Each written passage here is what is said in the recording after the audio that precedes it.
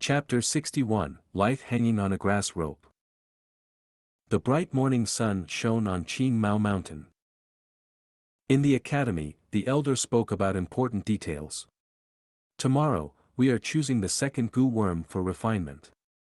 Everyone here has experience in successfully refining Gu worms, and this time you can solidify your experiences. For the selection of the second Gu worm, consider it carefully. With the experience of cultivating these few days and understanding of your own body, consider it as a whole. Normally, it is best if you pair the second Gu well with your vital Gu. A Gu master's first Gu was known as the vital Gu, and once it was chosen it would be the footing stone of their development. After that, the second and third Gu worm would be nurtured upon this footing stone and decide the Gu master's cultivating direction. After hearing the academy elder's words, the youngsters began to ponder, and only Fang Yuan was sleeping soundly on the table. He had worked hard for half the night yesterday, and after returning to the hostel, he still continued in his Gu master cultivation, nurturing his aperture. When the sun had risen, only then did he sleep.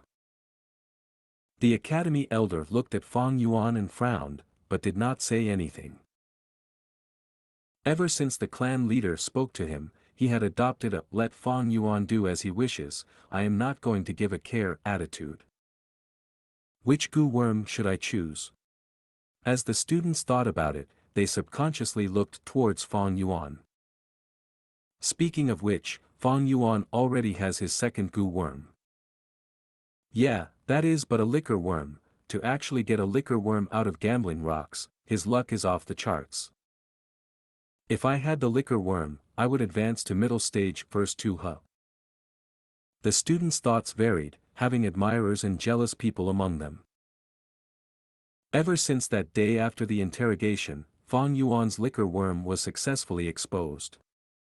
The origins of the liquor worm did not raise suspicion. The clansmen were both enlightened and also exasperated at Fang Yuan's luck. Why don't I have such luck, sigh. Gu Qicheng, who was also a C-grade talent, sighed deeply in his heart.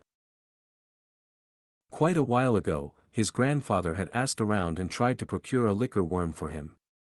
To think that even as a family branch's inheritor, he was not able to have one, to think Fang Yuan managed to get the liquor worm before him. Compared to Qicheng's envy and depression, Vice Chairman Fang Zheng was full of spirit. Brother, I will definitely surpass you. He looked at Fang Yuan and said in his heart before looking away. These days his eyes were shining with light, and he felt a sort of excitement towards life. His face was flushing red and his forehead was glowing, even his steps were quicker and lighter. The academy elder saw all of it, and immediately understood that the Guyu clan leader had started secretly teaching Fang Zheng. These underhand methods were obviously not for the public to know. The academy elder turned a blind eye to this. Soon it was night once more. Fang Yuan entered the secret cave again. Ring ring ring. In his hand, a wild rabbit was struggling, and there was a bell was on its neck. This was a wild rabbit that Fang Yuan caught on the mountain. The bell was naturally attached by him. After a day, the stuffy smell in the secret cave has dissipated, and the air was fresh. The cave's passage entrance was open, it was silent inside. Fang Yuan half kneeled on the floor as he inspected the floor. Yesterday he had sprayed rock powder all over the area, and this thin layer of powder was inconspicuous. The passage entrance's rock powder is intact, thus it seems that during my absence, nothing strange has crawled out of it. The rock crack entrance does have a footprint, but that's mine, so evidently no one else had come here. Fang Yuan felt at ease after his inspection. He stood up, using his hands to pull the dead vines from the wall. Next he sat on the ground and his leg was used to hold the wild rabbit in place, leaving his two hands free to weave the vines. This was work that normal Gu masters wouldn't know, but Fang Yuan had too much life experience. In his past life, many a time was he so poor that he couldn't afford to feed his Gu worms, leaving them to starve to death one by one. For a time, he had primeval essence but no Gu worms, he became just like a mortal person, even living was difficult.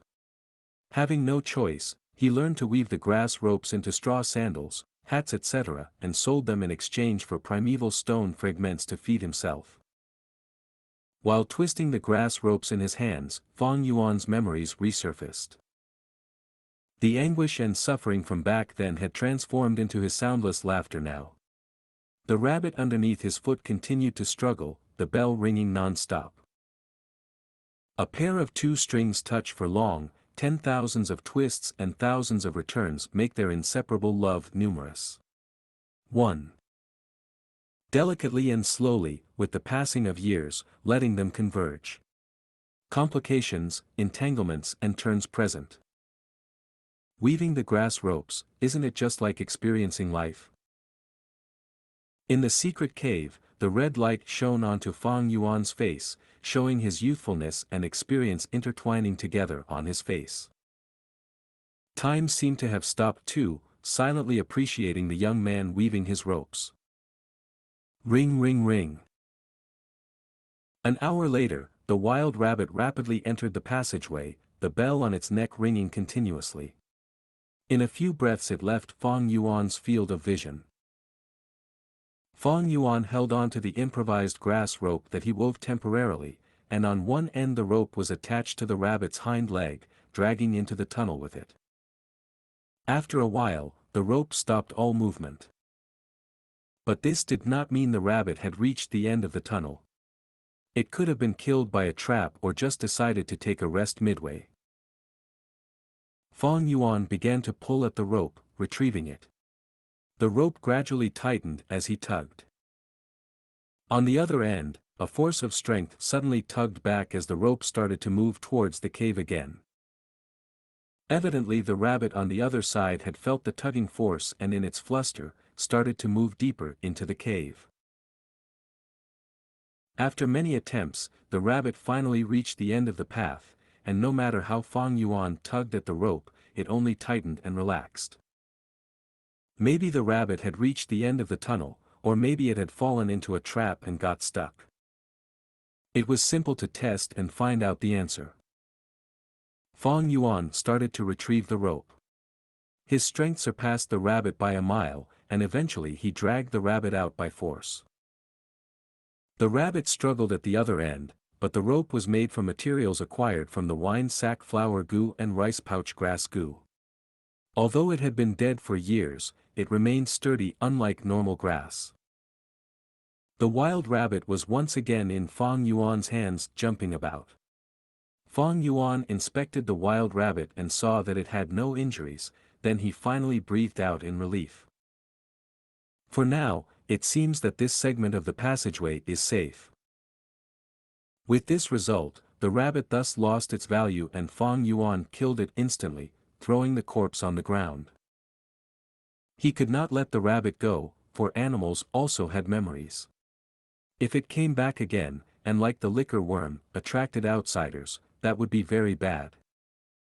He breathed in deeply. After several tries and probes, he finally stepped into the passageway carefully. Even with the wild rabbit exploring, there were many traps and mechanisms that specially targeted only humans.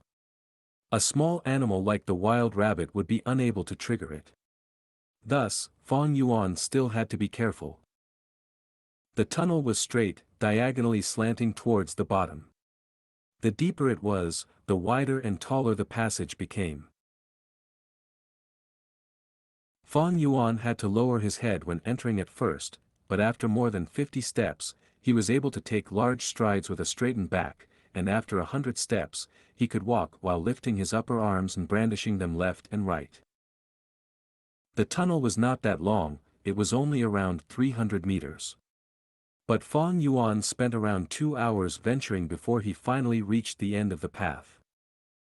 On the way, he was vigilant and explored step by step. At the end of the path, he was already sweating profusely. It is so troublesome without a detection Gu worm. Fang Yuan wiped the sweat off his forehead and after confirming his safety, calmed down and inspected the area. This time at one glance, he was stunned. At the end of the tunnel, there was a huge rock. The rock's surface was smooth and protruded towards Fang Yuan's direction, resembling Jia Fu's belly. This rock alone halted Fang Yuan's progression. Other than this huge rock, there was nothing around Fang Yuan. Is it because of an accident that the tunnel path was blocked, causing this? Fang Yuan squinted as he thought about the possibilities. Before the flower wine monk died, he was eager to set up the inheritance. He used the thousandly earth wolf spider and created a tunnel path. The path led deep within the mountains and to guide the inheritor in. After hundreds of years, the passage was unable to withstand the corrosion of time and at one point, one of the areas collapsed due to lack of maintenance. All sorts of accidents often happen in life. If this is the case, won't I be stuck at this point? He went forward and touched the rock. This rock was halting his progression, its size was like a door, one could only imagine its overall thickness. Fang Yuan could use the Moonlight Gu to carve away at the rock wall, but if he wanted to grind off this huge rock, it would take at least a year or two. It seems like I'm forced to use tools, I'll need to use spades and pickaxes to break the rock. Except if I do this, I might reveal some traces. The construction sounds might also travel out. Thinking of this, Fang Yuan frowned deeply. He was weighing the pros and cons. If the risk was too huge, he would rather give up this strength inheritance. After all, if others found out this secret, all the plotting and acting that Fang Yuan had done would go to waste, and his life would even be in danger. Chapter 62, Choosing Gu again in the Gu storage room. The sun rises, signifying the arrival of another day. The students lined up properly, faces flushed with excitement as they stood before the Academy Gu storage room. Today was the day where they would pick their second Gu. As the first to advance to middle stage, Fang Yuan had the priority in choosing, thus he stood at the front of the queue.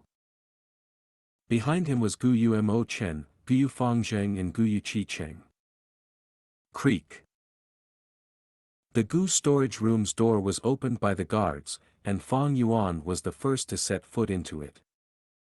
The Gu room was not big, but was a sight to behold. The surrounding walls had square holes in them, some were big but others were small, holding all sorts of containers in them. There was rock pots, jade pots, cages made of weaved grass, and some porcelain ware.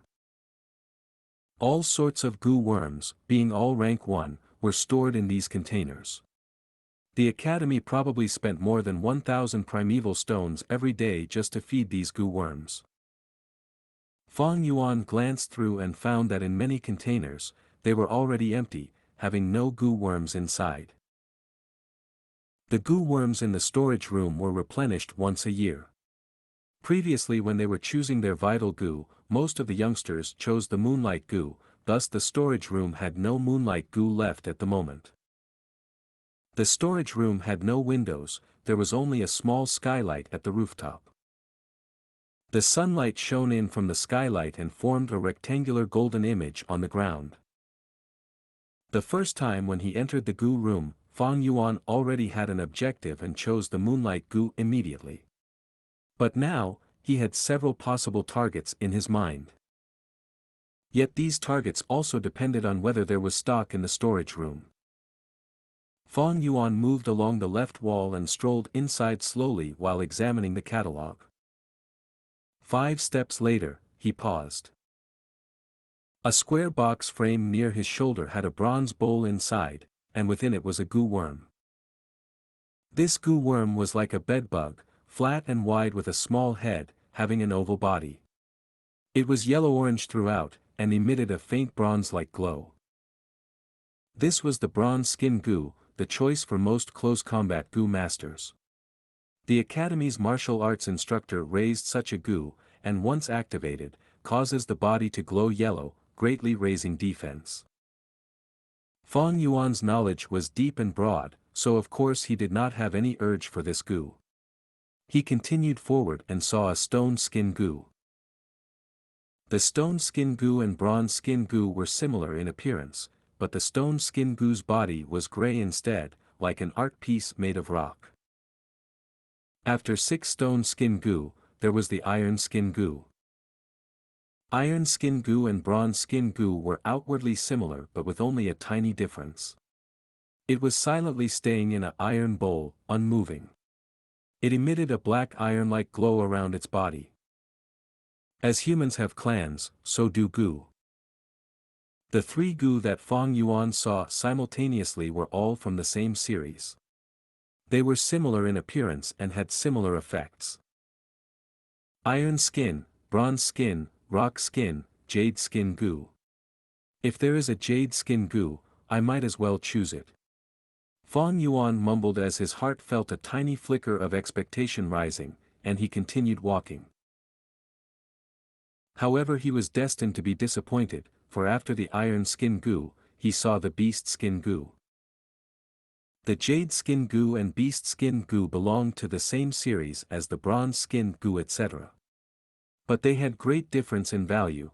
The beast skin Gu was the most common, even cheaper than the rock skin Gu, but it had more evolutionary lines and could fuse with more varieties of Gu. The jade skin Gu was the most rare Gu in this series.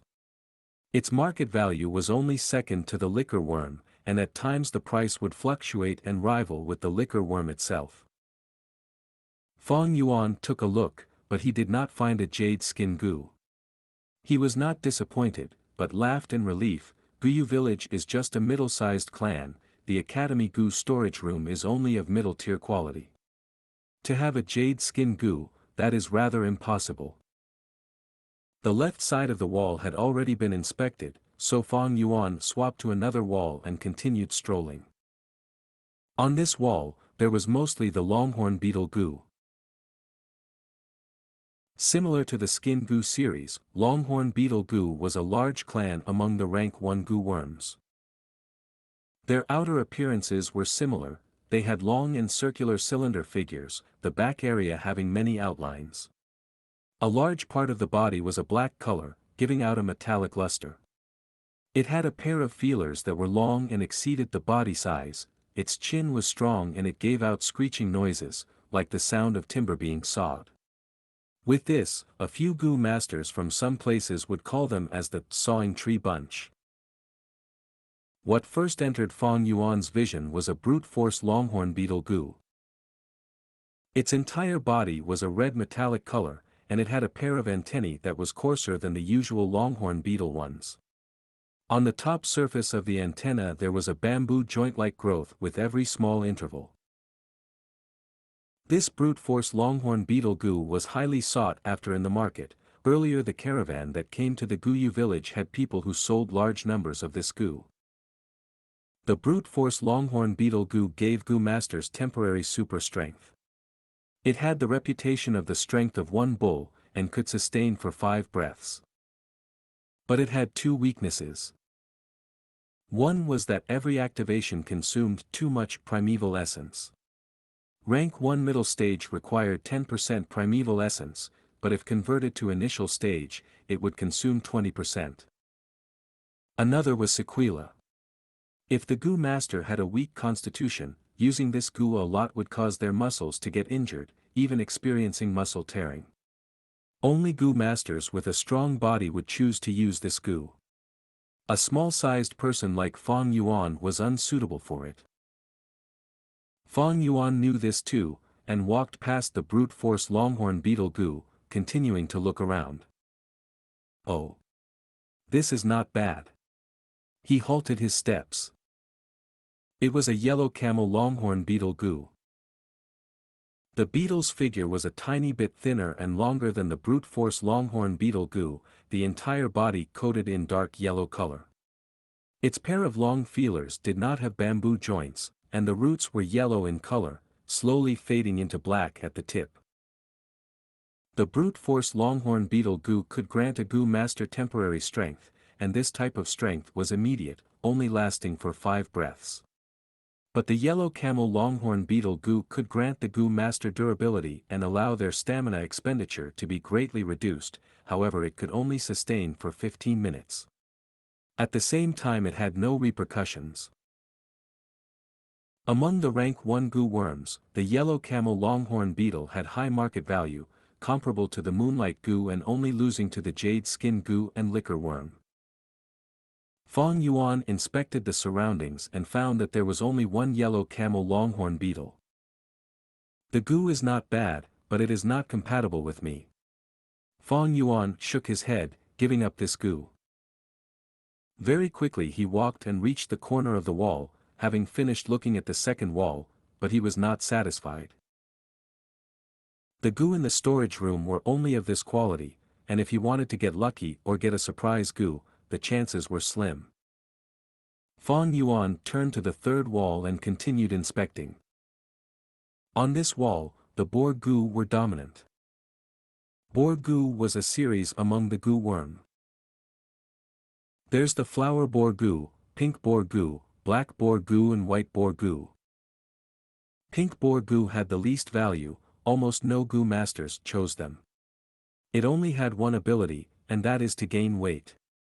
After a Gu master injects their primeval essence, the pink boar Gu would change their constitution and cause them to get fat.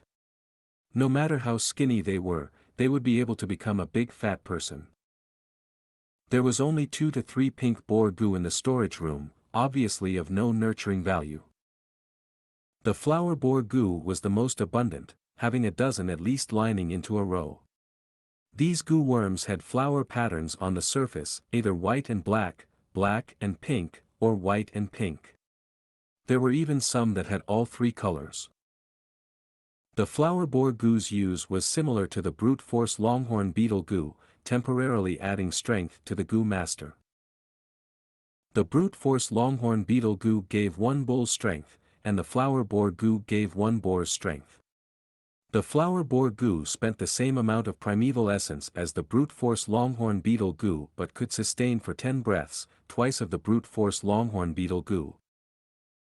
This was because the Gu master gained lesser strength, thus lesser side effects.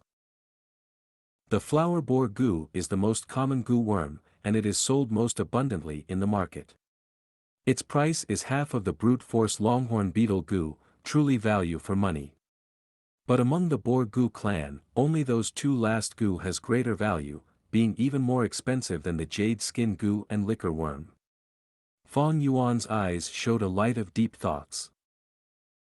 A black boar Gu or a white boar Gu could sell for 600 primeval stones in the market. Once it appeared, it was often sold immediately. The black and white boar Gu's ability was to change the Gu master's body constitution and raise their strength permanently. Although the brute force longhorn beetle could grant a bull's strength, it could only last 5 breaths, uses too much energy to sustain and had strong after effects. The black and white boar's strength increment, although little at a time, would be accumulative over time and once obtained, the strength would belong to the Gu master wholly. Even if the Gu dies, this strength will still remain on the Gu master's body. This is the reason why the black and white boar Gu's value is higher than the liquor worm. The public recognizes that the liquor worm's value should be slightly inferior to the black or white boar Gu. The liquor worm can only refine primeval essence, and after an intense battle, a Gu master's primeval essence is easily depleted. For the remainder of the battle, they can only rely on their martial arts and their physical strength. This is when the white and black Gu show their worth, they are more reliable than the liquor worm. If I can refine a black boar Gu or white boar Gu, that would be good. Fong Yuan was just imagining the scenario, but with this type of Gu storage room which only has 1 yellow camel longhorn beetle, how can there be white or black boar Gu which are so rare? He walked another round and saw all the Gu worms the room had to offer. As expected, there was nothing that truly captivated him. At last, he retrieved a little light Gu at a corner of the wall. There were 5 little light Gu in the storage room. This Gu was oddly shaped, looking like a pentagram, and only half as large as a fingernail. The little light Gu was mainly paired with the Moonlight Gu, a common assistance-type Gu worm for the Moonlight Gu. To Fang Yuan had chosen this Gu, it was merely an average option, but at least it suited his development path. Fang Yuan is out. Geez, finally out after so long. I wonder what Gu he chose. He already has the liquor worm, this is his third Gu, maybe he won't be able to raise them properly. Hee hee. Fang Yuan leisurely walked out of the storage room. The students were outside for such a long time and had started to become restless. It's my turn. I wonder what Gu has Fang Yuan chosen. Once Gu Yumo Chen saw Fang Yuan stepping out, he hurriedly took big steps and entered the storage room. He checked and found that the sole yellow camel longhorn beetle was still there. Mo Chen could not refrain from becoming overjoyed, immediately taking it away. Afterwards, Fang Zheng went in. I have the Moonlight Gu for offense, but I lack a defensive type Gu worm. Guyu Fang Zheng, after long consideration, decided to choose a bronze skin Gu. Guyu Qi Cheng was the fourth to enter. I need an evasion ability, so in future battles I will be able to hit others, but others cannot hit me. I'll be virtually unbeatable. He looked left and right, and finally chose a Dragon Pill Cricket Gu. Chapter 63, Gifting the Jade Skin Under the Moon, White Boar Hidden in the Ground Flower. The sun lowers and the moon rises, the signal of the arrival of nightfall. This was one of the concealed courtyards in the Guyu village. A locust tree that stood with complicated branches and luxuriant leaves, its robust and spacious treetop that was like a jasper imperial canopy, enveloped the entire courtyard. The moonlight was gentle like water, traveling through the leaves and branches of the locust tree, spilling into the courtyard. A gust of wind blew over, sending the tree leaves rustling, the shadows of the tree swaying slightly. It was under this tree that two people stood. Guyu Bo used a gentle gaze and looked at Fang Zheng. Fang Zheng, today you chose your second Gu, I wonder what it is. Reporting to clan leader sir, today I chose a bronze skin Gu. Guyu Fang Zheng stood rigid, saying with a look of admiration. Guyu Bo nodded, and after pondering he replied, not bad, it is a good choice. Guyu Fang Zheng stood before Guyu Bo, his body tensed and tightened. Hearing Guyu Bo's praise, he did not know how to reply for a while, so in the end he only laughed, clan leader, I chose randomly. You think I'm not serious in praising you? No. Guyu Bo stared at Fang Zheng, a smile on his face, do you know? From choosing a Gu, it shows a person's disposition. You chose the bronze skin Gu for defense. Paired with the Moonlight Gu, it is both offense and defense. This shows your pure nature. In this world, offense and defense are like frontal and ambush, yin and yang, soft and hard, this is the king's path. Guyu Mo Bei chose the yellow camel longhorn beetle, this Gu grants stamina and allows him to sustain battle. This shows his stubborn and strong attitude. As for Guyu Qi Cheng, he chose the Dragon Pill Cricket Gu, allowing him to increase his dodging ability. This shows he does not like frontal attacks, being a witty person, good at tactics, but also showed the weakness in his character. Guyu Fang Zheng was stunned after listening, for he did not expect that such a simple matter could reveal that much information and logic. Consequently, his attitude towards Guyu Bo became even more respectful. Clan leader, what did my brother choose? Fang Zheng thought of Fang Yuan and immediately asked. Guyu Bo laughed, he chose the little light Gu, this Gu is used to assist the Moonlight Gu and can make the Moonblade attack stronger. This shows his extreme, active and invasive personality. Indeed, Big Brother seems to be like that. Fang Zheng muttered. Guyu Bo took Fang Zheng's expression into consideration and etched it into his mind. Those who were rulers had their unique ability. Although Gu Yubo and Fang Zheng did not interact for long, Gu Yubo's experienced gaze had already seen through Fang Zheng. Him telling Fang Zheng about Mo Bei and Qi Cheng's decisions had deeper meaning. It was to help Fang Zheng analyze these two people, for he anticipated him defeating the two of them and establishing the role of clan leader with his great talent.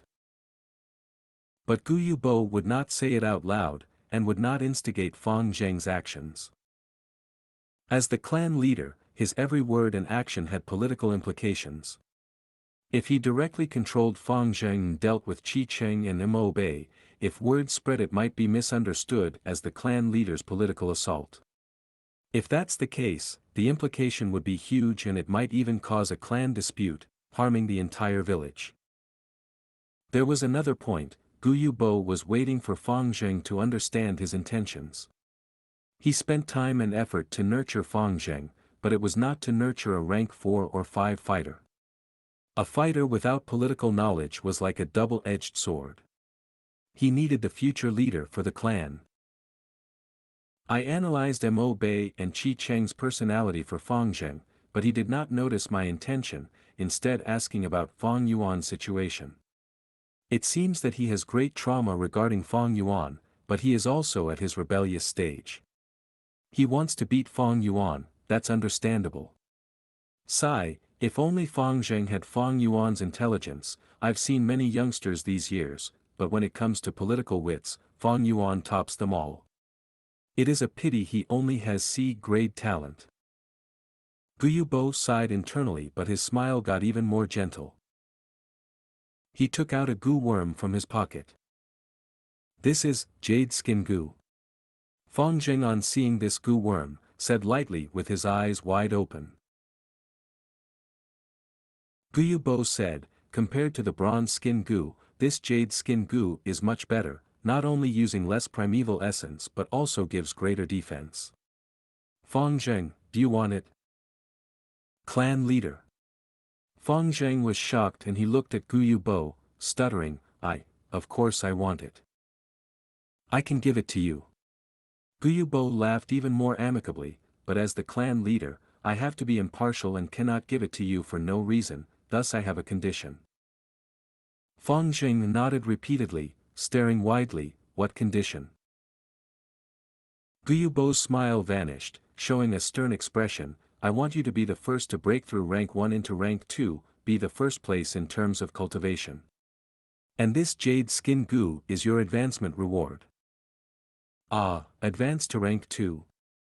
Gu Fang Zheng hesitated for a moment.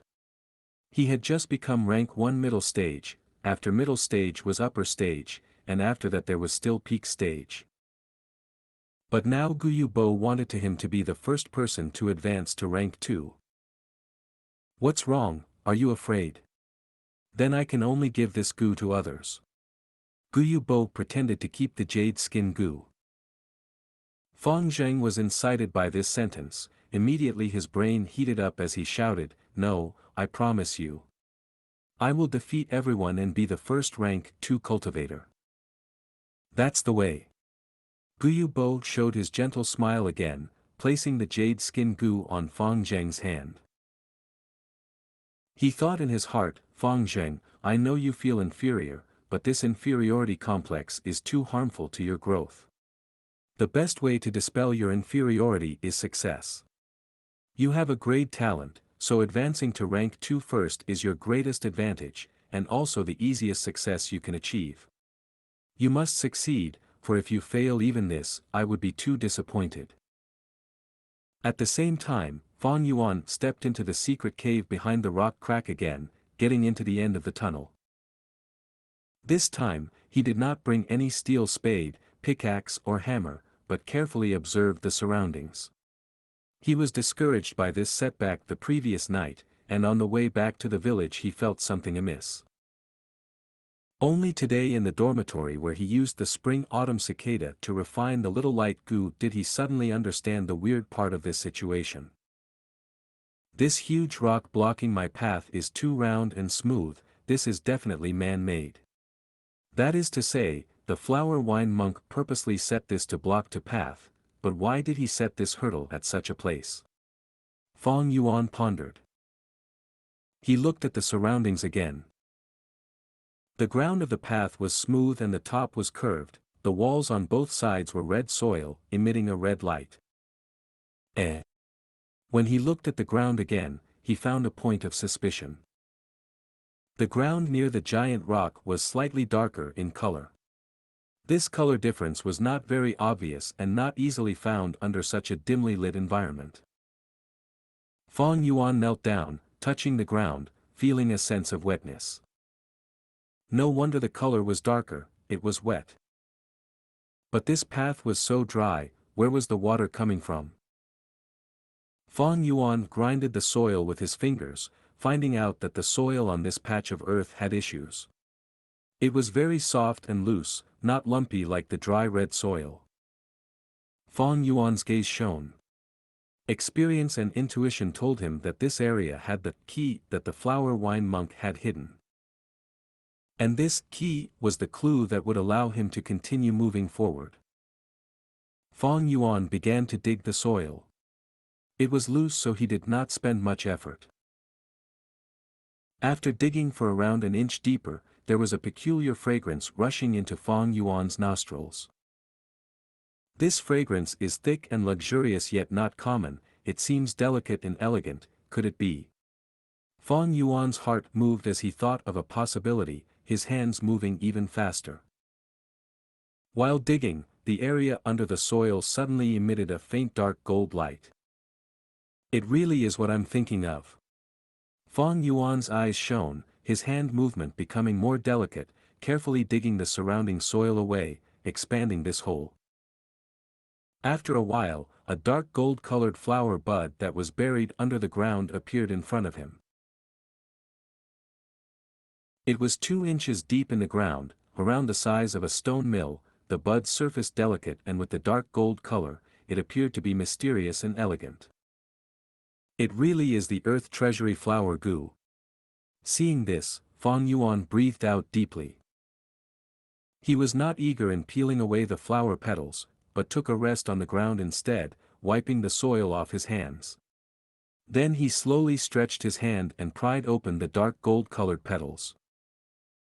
The earth treasury flower Gu was like the combination of a lotus and kale. Its petals were tightly knitted together with numerous thick pieces, slippery when felt. As Fong Yuan opened the petals one by one, it was like revealing thick layers of silk. Once it left the main body, the huge dark gold-colored petals would disperse quickly. It was like snowflakes that melted into the air. After uncovering around 50 to 60 pieces of petals, the bud had shrunk in half, revealing the flower core. The core's petals were smaller and thinner, its texture becoming more smooth and fine. It was no longer like silk, but more like thin pieces of paper. Fong Yuan's movements became gentler and slower, only opening a piece of petal in a few breaths. The petals became increasingly transparent, and after a while, when Fong Yuan had opened the pieces of thin paper-like petals, he stopped his movements. The earth treasury flower Gu at this moment only had a last layer of petals left. These petals overlapped each other, forming a fist-sized ball. The petals were translucent, thin as paper. Inside these petals contained a golden liquid, and in the middle of this liquid, a Gu worm was sleeping inside. Fong Yuan looked intently, but he could only see a blurry shadow of the Gu worm, and he could not tell which Gu it was. He was close to it, and his breath was blown on the flower core. The spherical flower core began to shake, the golden liquid also moving gently inside the petals. Gu worms would die without food, and only a few Gu worms could seal themselves. To protect and conserve Gu worms, Gu masters have had thought of many methods. The earth treasury flower Gu was one of them. It was a one-time use type Gu, and once implanted on the ground, it could not be moved. Its food was simple, which was earth energy. As long as it was planted on the ground, it would be able to survive with sufficient earth energy. It only had one use, and that is to contain a Gu within the flower heart and immerse the Gu in the golden liquid. This golden nectar could to an extent, imitate the sealing state and let Gu worms fall into hibernation. The flower wine monk planted this earth treasury flower Gu, so the Gu within has to be for the inheritor. Fang Yuan stretched out a finger and peeled the remaining petals carefully, revealing an opening. The golden liquid flowed out along his finger, feeling like soybean oil. The flower core began to soften with the loss of the golden liquid. Fang Yuan moved his finger and the petals were split, allowing him to retrieve the slumbering Gu worm. It was a cute ladybug. Only the size of the thumb's fingernail. Its body was a milky white color, and if overlooked from the back, it was like a circle. Its head only occupied a small area, while the rest of the body was its large fat stomach and bright shiny exoskeleton. Its 6 tiny limbs were also cream-colored, hidden under its stomach. White boar Gu. Fang Yuan showed an expression of joy on his face. Chapter 64, Easy to do secretly, difficult to do openly. The temperature these few days had gotten higher. The sun shone intensely in the afternoon, hanging right over everyone's head. The caravan left and the inn's business fell again. Fang Yuan stepped into the cafeteria, immediately attracting the attention of the shop assistants. A familiar face rushed over and gave him a flattering smile. "Oh, young master, you're here. Please take a seat. Give me a jar of wine and cut me 600 g of beef, and serve a few side dishes." Fang Yuan strode through the cafeteria and approached the window seat that he always sat at. The shop assistant showed a difficult expression. "Young master, my apologies, but during the last time the caravan came, the innkeeper sold all of the green bamboo wine. We do not have this wine here anymore." Fang Yuan nodded, not feeling surprised. "Then give me a jar of rice wine and tell the innkeeper, brew more green bamboo wine this year. I am pre-ordering 100 jars. As for how much the advance payment will be, you can count first and report to me."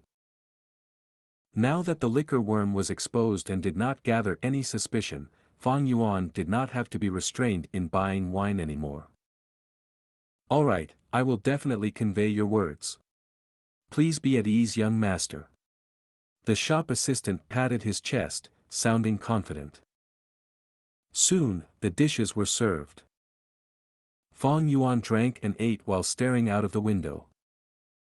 In such hot weather, especially during meal times, there were few people on the streets. The sunlight shone on the ground and the green-colored bamboo tall houses. A few barefooted mortal farmers carrying cement, steel spades or shoulder poles walked in front. They had just finished their farm work, and were heading home. 2 children held the bamboo frame of their windmill toy and ran about. The one behind chased while crying and shouting. It seems that the boy in front had stolen his windmill toy. At this moment, 2 young Gu masters wearing green belts walked hurriedly on the street. "Get lost, don't block the way." A Gu master pushed the farmer in front of him. The farmers frantically gave way. "Humph." The 2 young Gu masters walked through arrogantly. Fang Yuan looked with a distracted gaze in his eyes, as part of his mind was already focused on his aperture. Within the aperture, the water wall continued to flow as his green-copper primeval sea rose with raging waves. The liquor worm was playing around in his primeval sea, at times comfortably rolling around, and at times curling into a ball. The spring-autumn cicada was in deep slumber, hiding its appearance. The round body of the white boar Gu spread its wings and drew circles in the sky. The white and black boar Gu were equally well known, both being precious and rare rank 1 Gu worms. Their market value was even greater than the liquor worm. Although they had the same usage and similar appearance, their future advancement routes were greatly different. The black boar Gu and the green silk Gu would combine into the rank 2 black mane Gu, and then into the rank 3 steel mane Gu. But the white boar Gu was most compatible with the jade skin Gu, where it would turn into rank 2 white jade Gu, and later into the rank 3 heavenly mugwort Gu, 1. The steel mane Gu could let the Gu master's hair become tough as steel, raising both offense and defense. The heavenly mugwort Gu allowed the Gu master's body to become tough as white jade while at the same time reducing the damage from attacks such as the moon blade. Fong Yuan was slightly happy over this. Getting the white boar Gu was just one aspect of it, but what made him truly happy was the flower wine monk's strength inheritance. The white boar Gu can increase strength. The flower wine monk set a giant rock to block the way, so it seems I need to refine this Gu and with enough strength, push the giant rock away and continue forward. This must be the first test. With the flower wine monk's meticulous setup, I can infer that there has to be future inheritance trials, a second or third hurdle. Most importantly, I can confirm that he set this strength inheritance not as a trap, but with true sincerity. With this inheritance, I can reach rank 3 faster and leave this Qing Mao mountain, and venture outside, gaining greater opportunities. What does a Gu master need most in cultivating? The answer is but one word: resources. Fong Yuan needs to cultivate, thus he needs resources. But the clan's resources are limited, so if he wants more, he needs to fight for it. Not only fighting for resources, he also has to be victorious. To him, the more he fights and the more victories he obtained, the more he would reveal more of his trump cards and make others more wary. Wariness, when accumulated to an extent, would turn into suppression and hurdles blocking his path. Fong Yuan killed a family servant, but why did the Mo family stay indifferent? Robbing the classmates, why did their family not pursue it? Fong Yuan resisted the clan and refused to be part of the system, but why did the clan leader choose to be lenient? It is all because he is weak, because he is C grade. They feel strong and do not feel like bullying the weak. Under the family's system, being petty with the weak Fong Yuan not only causes them to face humiliation, it also makes others feel that the person is cold and unfeeling, ruining one's social relationships. Weakness was a safety umbrella that Fong Yuan had for now. But with his continued competition for resources, Fong Yuan would appear stronger. This would make everyone start being wary of him, and begin to try recruiting him. No matter which side he chooses, he would face suppression and troubles from the other factions.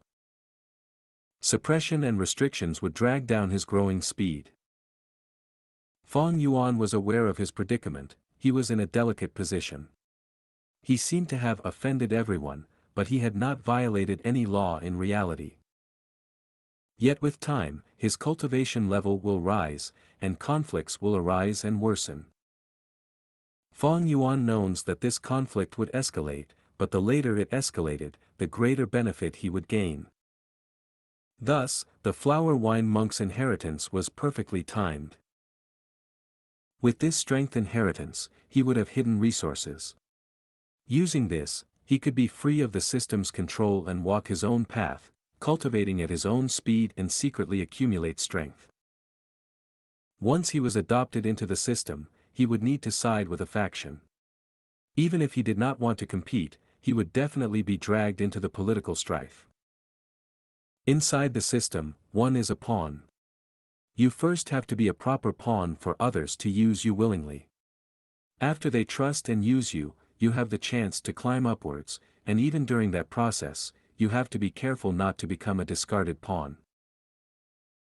Fong Yuan was clear of this procedure, he knew it too well. Even with his vast knowledge, there was nothing he could do to this situation. These were the rules. The more crucial part was his C-grade talent. To the clan, there was no desire in investing in him. Often he would be treated as a discarded pawn. The most optimum progress route was to work alone. This way, he could avoid most competition. Towards the higher-ups in the village, the image he had created earlier would be sustained. This world's matters, it is always easily done secretly, but difficult to do openly. Using the flower wine monk's inheritance, I can cultivate and gather strength secretly without gaining attention and suppression. But the extortion has to continue, for if it stopped abruptly, it would invite suspicion, and I also need primeval stones. Fong Yuan considered his future plans. He really needed primeval stones. Other teenagers of his age had only started refining and feeding a second Gu worm.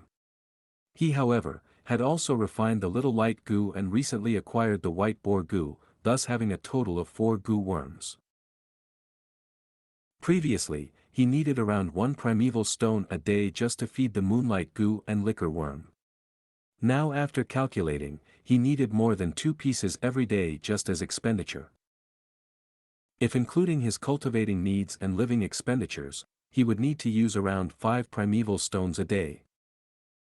5 primeval stones was enough to feed a family of 3 mortals for 5 months. On hand at the moment, he had several hundred primeval stones, but it was not enough to sustain such an expenditure in the long run.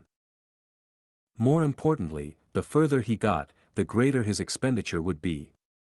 Especially after advancing to rank 2, every time he tried combining Gu worms, it would be cost a huge sum. Thinking of this, Fong Yuan felt troubled. The matter of primeval stones was a problem, and by relying on just extortion and the resources on hand, he could only delay this problem from erupting. Moreover, he had another problem, and that was the white boar Gu's feeding. The white boar Gu's food was pork. Boar obviously referred to pigs. The boar Gu series food was all pork. Black and white boar Gu had huge appetites. Every 5 days they would need to eat around 1 fully grown pig's amount of meat. Pork in this world was not cheap, and mortals could only afford to slaughter one during the New Year celebration, and enjoy themselves. Without the large-scale cultivation technique of Earth, the price of pork and beef was not something mortals could eat often. At the same time the topography of the Qing Mao Mountain was precipitous, the area of residence narrow. How much space could be allocated just for rearing livestock? You eat what you can procure at where you live. The villagers were able to eat pork occasionally because of the hunters hunting wild boars in the mountains. It seems that I have to go hunting myself from now on, for pork. Fong Yuan's eyes shone with a glint.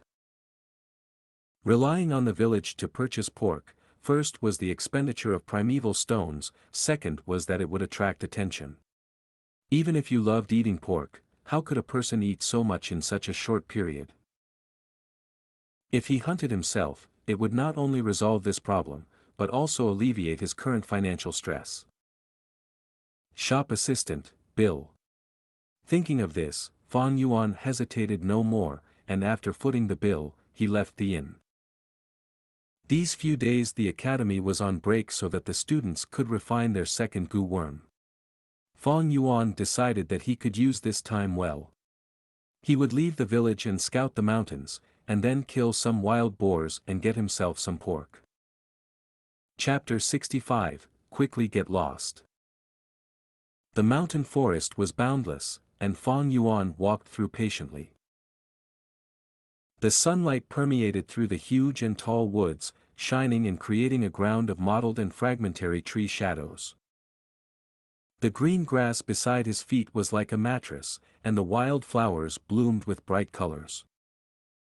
His ears picked up the sound of birds chirping, or the trickling of flowing water.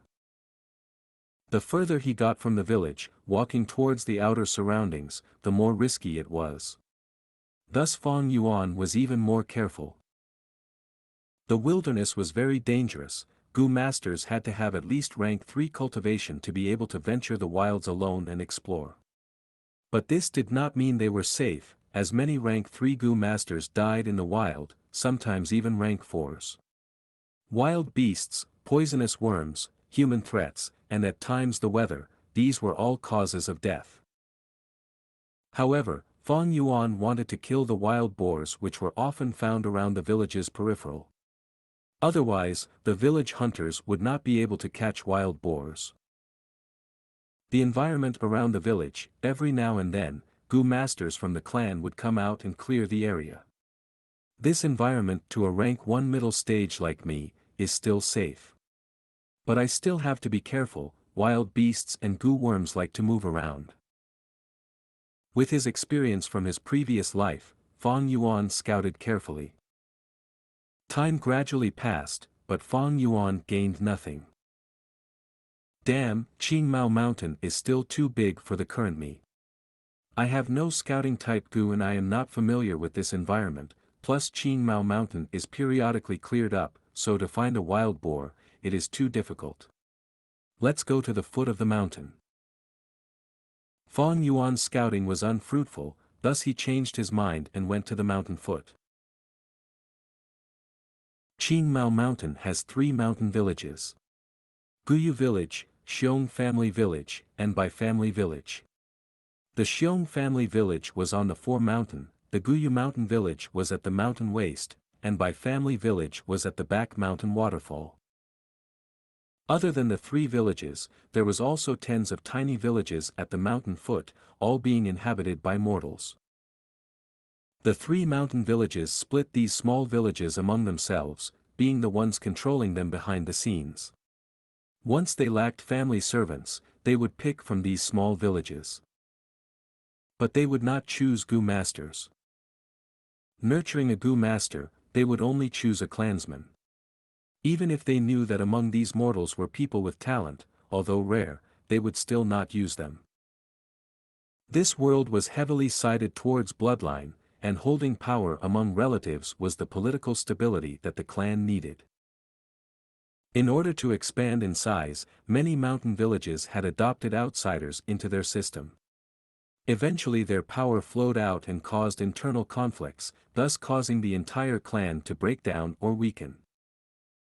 No matter the world, political power was still based off military force, this is the truth. And troops are the brute force department, representing strength. By controlling strength, one gains status and authority. Of course, the clan's rules are not ever constant, they also adopt new blood. Every year, there would be outsiders marrying into the clan, leaving their servant status, and the children they give birth to would be a Guyu, a new generation clansman. This is like connecting a tiny stream into a spring. Do not underestimate this stream, as without it, a spring would be still, and eventually rot. With it, there would be life, and the spring would grow even stronger. Fang Yuan's previous servant Shen Chui was betting on this idea of marrying into a Guyu and leaving her servant status. Fang Yuan left the mountain, and after 30 minutes, could see thick smoke rising from under the mountain. After a while, he could see a wide hill in his vision, and a village around that area beside a small river. The small villages around the vicinity were under the rule of the Guyu village. Although they were close by, the small villages were not as safe, thus requiring regular cleanup. For mortals to live in such conditions and manage to survive, to Fang Yuan, he naturally could accept such a fact. Oh! On the mountain path nearing the village, Fang Yuan sensitively found traces on the ground. His past experience told him that this was a wild boar's traces. Chase! Fang Yuan raised his spirits as he followed the clues, getting deeper into the mountains. Green moss spread over the stones, ancient juniper trees and tall pagoda trees completing the great forest. Under the strong light of the sun, the mountain woods of summer was even more profound and serene. The lush underbrush suddenly moved a little. A few deer eating the sumptuous grass looked up, vigilantly staring at the bushes, their ears twitching. The bushes that were half a man's height split apart, and a young man crawled out from within. His skin was pale and his black hair was short. He was wearing a modest linen shirt, it was Fang Yuan. Swoosh! A few wild deer were frightened, and their 4 thin limbs quickly moved, sprinting away. In a moment, they vanished from Fang Yuan's vision. These are female deer, their fur can be shaved to make warm clothing, and deer meat is also some Gu worm's food. If it's a male deer, the antlers are most precious, and some are even necessary ingredients for a gu worm's advancement. The wild was dangerous all over, and at the same time it had great treasures. Fong Yuan looked at the direction that they were escaping in, and retracted his gaze. His target was wild boars, not these deer. He continued moving. There was the sound of buzzing. Nearing these noises, Fong Yuan stopped in his tracks. Beehive. He looked forward and saw a beehive hanging on a tree. The bee's nest was massive, the size was that of a wicker basket. It appeared as a sort of grayish dark yellow color. Outside the bee nest was a few dozen bee soldiers flying around, occasionally a few worker bees would enter and exit. Beehive has honey, and honey is the bear strength gu's food. Thus, the Xiong family has great demand for honey. This beehive is only a small-sized one, and the chances of producing a gu isn't high. If I had the bronze skin gu, I could risk getting stabbed and collect the honey. What a pity. Fong Yuan thought. In this world, not all insects are gu. Gu are the spirit of the world, the body of the laws, how can it be so cheap? Among a swarm of insects, normally only the insect king is a gu. But that depends on their size and development, so if the swarm is too small, there is no gu either. Taking the beehive ahead as an example, because it is too small, there is a low chance of having a gu. Fong Yuan routed around this beehive and continued forward. The traces of the wild boar was getting more evident, and Fong Yuan knew he was getting close to it, thus he became more careful, as wild boars were very dangerous. Wild boars are not reared pig. When a mature wild boar fights with a tiger, the tiger may not win. In this mystical world, wild beasts are not simple too. Oh. This situation. When Fong Yuan finally found the wild boar, he saw that it had fallen into a huge pit. A sharpened green bamboo was situated at the bottom of the pit, where it had pierced the wild boar and was causing it to bleed. Seeing the accumulated blood in the pit, he could tell that the boar had already been in the trap for at least 15 minutes. But this wild boar continued to struggle, whimpering and howling, still full of life. This trap is obviously set by hunters. To think I'm reaping the rewards. Fong Yuan smiled, but his expression was grim. These traps threatened him too. If he had fallen into it, after half a quarter of an hour, he would die.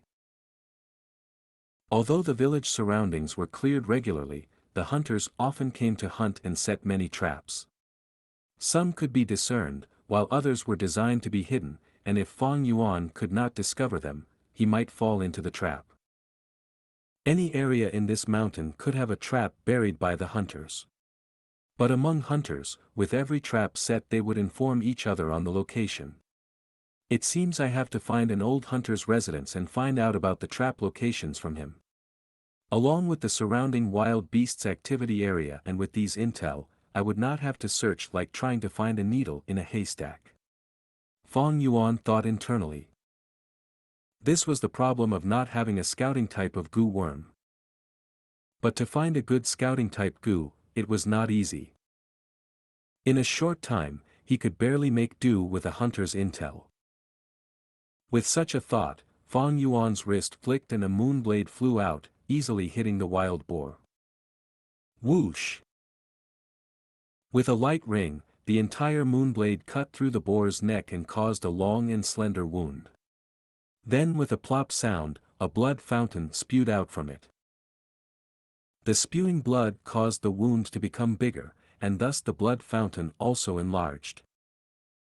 The boar screeched, thrashing about with the last of its energy, until its movements became smaller and smaller. Fong Yuan silently looked at the scene, his face calm.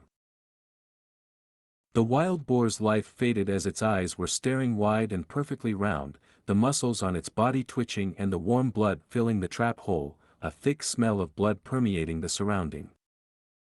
Survival or death, this is the theme of nature. He sighed in his heart. At this point, human voices were heard. Second brother Wang, within our village, no one is better than you at hunting. Especially killing wild boars, your family's old Wang is the hunting king in the entire region, who would not know of his great name? That's right, second brother Wang inherited the old hunter's abilities. To hunt a wild boar, it is naturally as good as caught. Second brother Wang, why didn't little sister Wang come with you today? After all the bootlicking, a grave and stern voice said, "Humph. Hunting a wild boar, how can it show my true abilities? Today I want to kill 3 boars, you'll see. Ergo Dan, stop lusting after my sister, or I'll thrash you."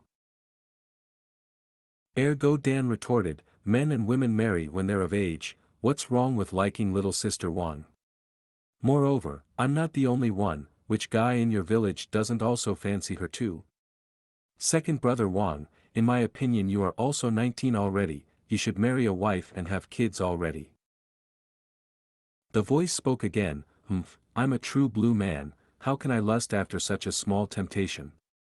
One day, I will leave this Qing Mao mountain and explore the world and learn about everything under the sky, that will truly be fitting of my manly status." Saying so, the 4 young hunters walked out of the forest.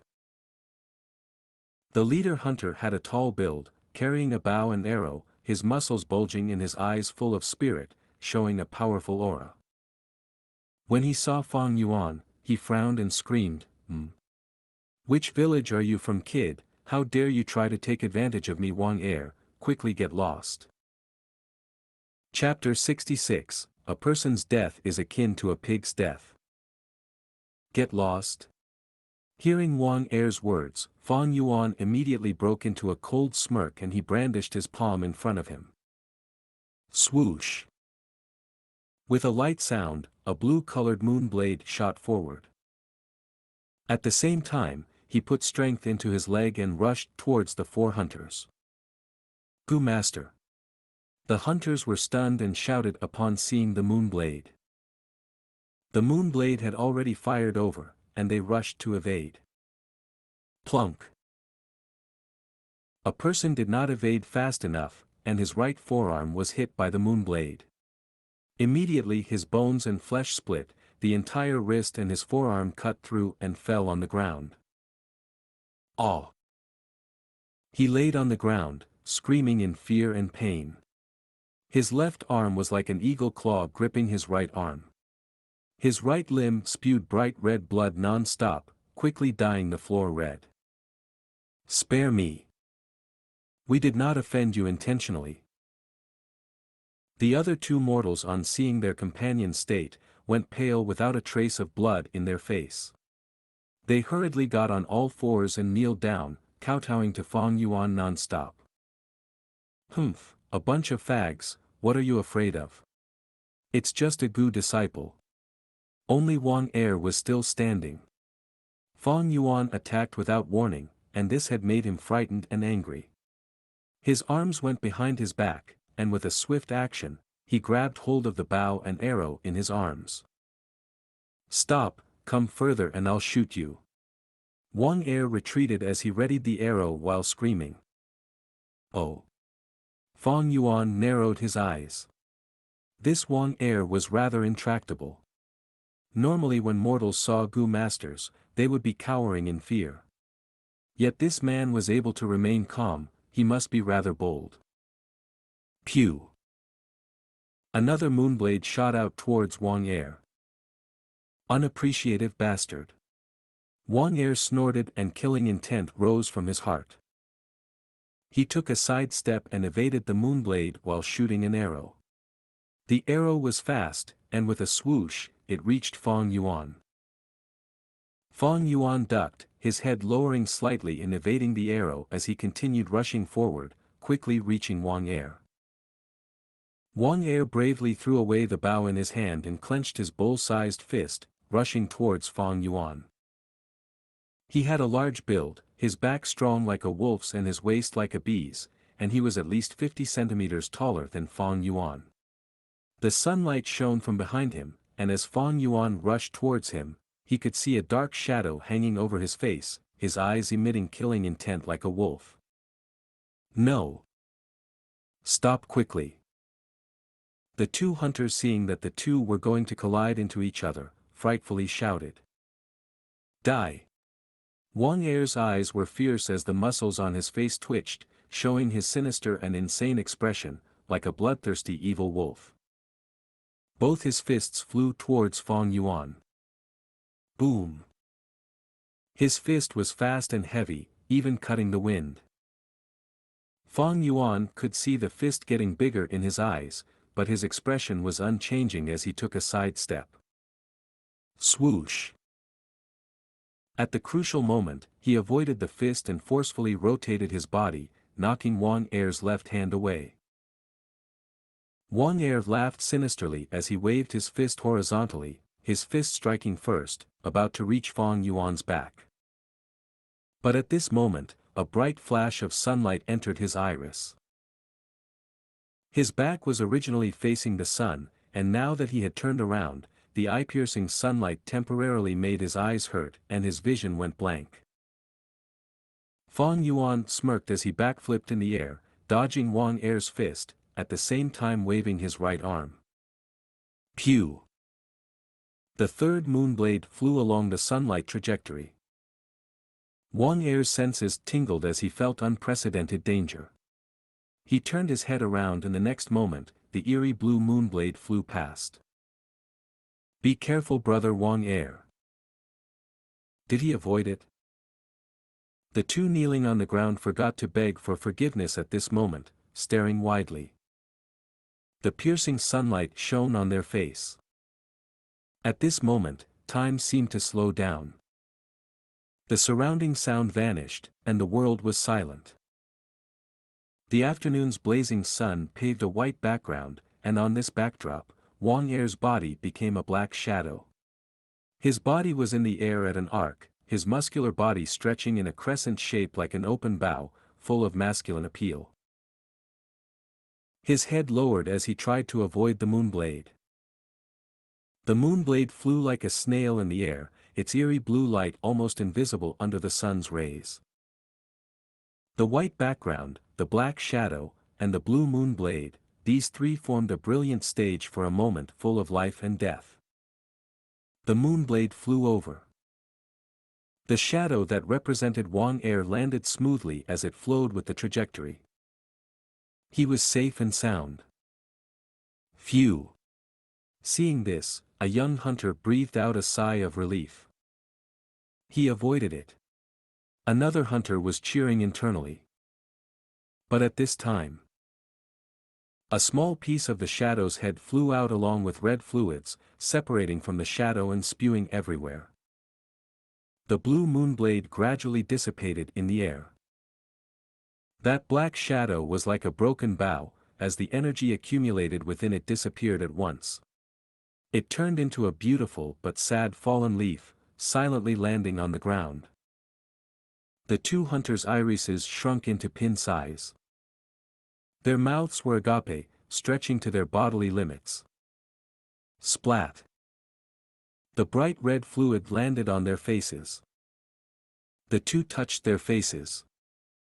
Blood! They jolted awake. In their perception, time had returned to normal, and noise returned. There were birds chirping, water flowing, and their companion screaming while grabbing his broken arms.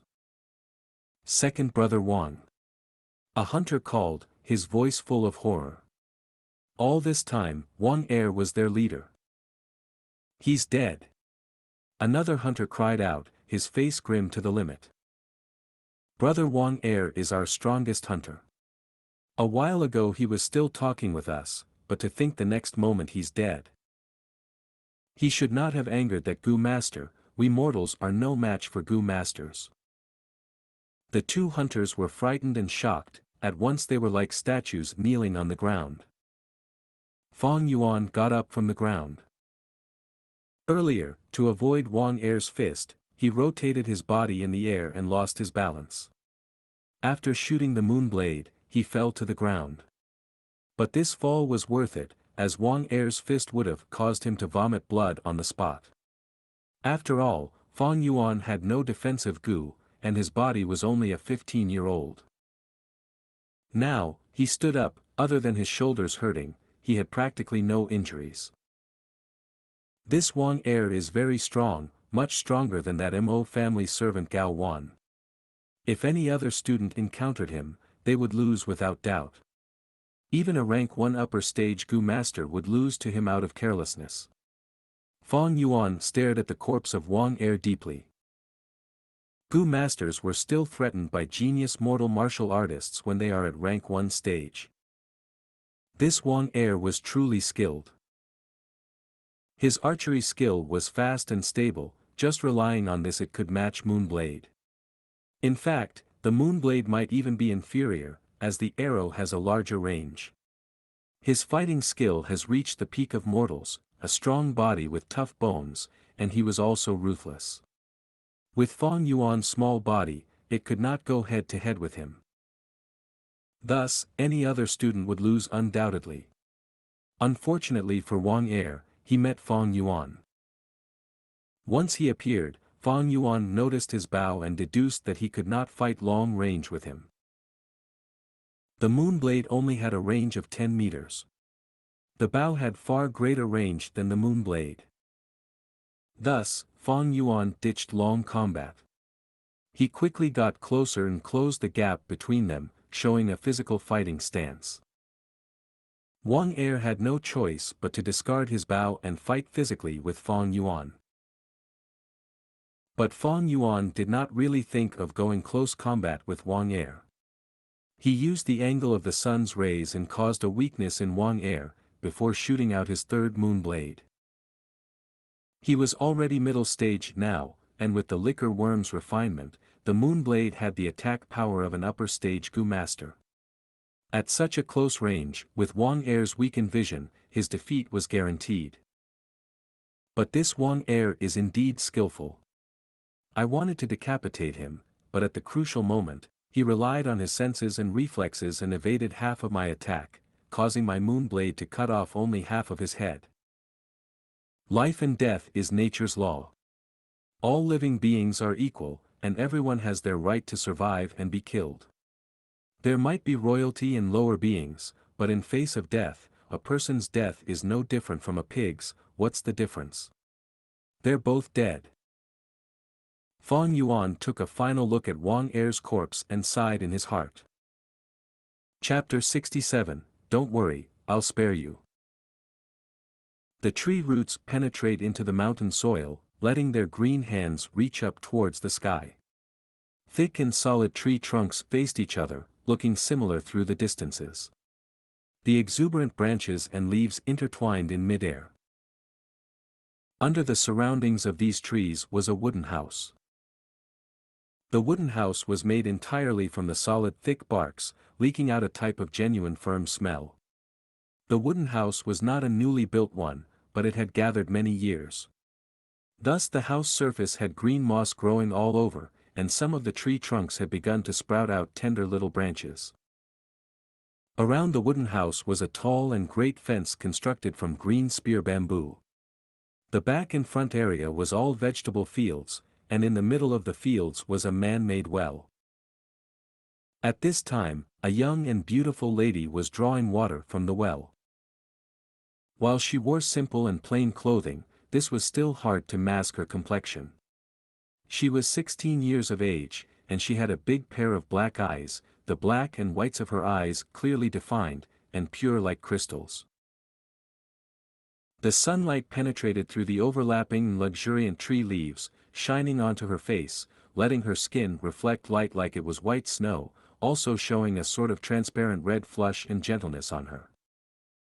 Her black hair hung down unruly and half covered her cute earlobes. The pink lips were pursed at the moment, and she was clenching her set of white perfect teeth, her face showing an expression of full concentration. She used all her strength to pull the bucket full of water out of the well. With another breath, she moved the bucket to the ground outside the well. Huff! The young girl wiped her forehead and breathed out, using her pale hand to fan her own face. Hearing the bucket hitting the ground, the wooden house's door opened, and an old man came out. The old man's hair was a mix of black and white, his face having layers of wrinkles. Although his eyes looked tired, they showed a hint of brilliance sometimes. Like an elderly tiger, although old, the tiger's authority was still evident. "Lass, this bucket is too heavy," I said. "Let me carry it." "Why are you secretly watering the plants behind my back again?" The elderly looked at the young girl and showed an expression of doting affection. "Father," the young girl sweetly called, "you were hunting until late at night yesterday, I wanted you to sleep in later today. It's just a water bucket, look, I can carry it out, right? You, always loving to act tough." The old man's voice was full of helplessness, but his eyes were once again doting on her. He took a large step and got to the well, stretching out his hand and easily grabbing the bucket. "Come, lass, let's water the plants together." The air was full of the smell of wild grass and flowers, and the summer's wind blew warmly and passed by the trees, turning into a gust of refreshing wind. The wooden house on the mountain had a vegetable field, and the girl used the pail, lowering her back to water the plants. The father was in charge of getting the water, rotating between two water buckets. The atmosphere of a loving family was evident in this tiny space.